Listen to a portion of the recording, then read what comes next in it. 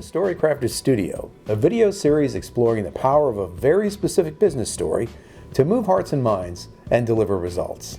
I'm Paul Fariga, President and Chief Storyteller at WordWrite, your host for this series. We hope you'll find it educational, entertaining, and most of all, useful. If you like this video, please take a moment to like and subscribe. Now in this episode, it's all about archetypes, story archetypes that is. You might be familiar with archetypes if you were paying attention in your high school English classes. And if that's the case, maybe you dismiss their role as a concept that has little bearing in modern marketing.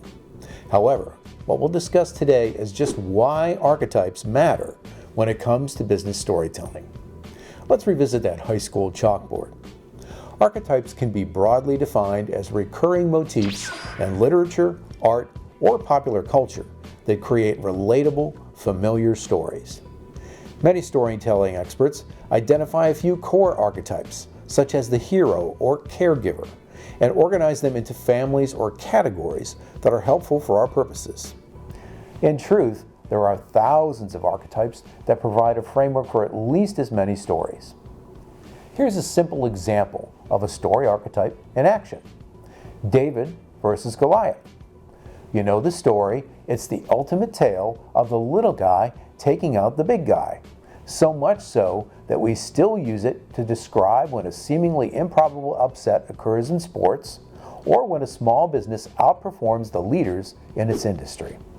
The story is relatable because it describes a clear archetype, the underdog.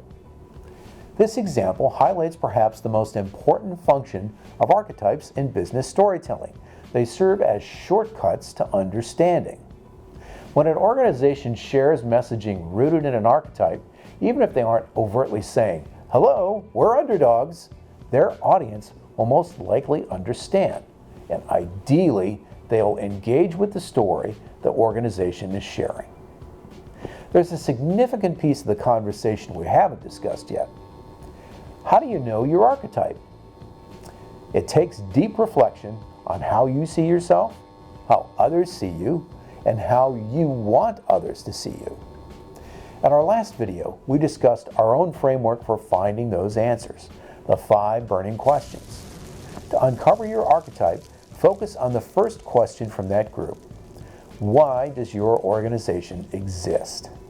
The answer is more than the mission statement. If you're the founder, what made you start the business? If you're a marketing professional, what actions drive your ideal audience? What you learn should guide you to your archetype, and it should also be an honest reflection of your organization's story. Thanks for watching. Lots of great storytelling content for you at www.story.com and wordwritepr.com/storycrafting. Remember to like and subscribe. See you next time.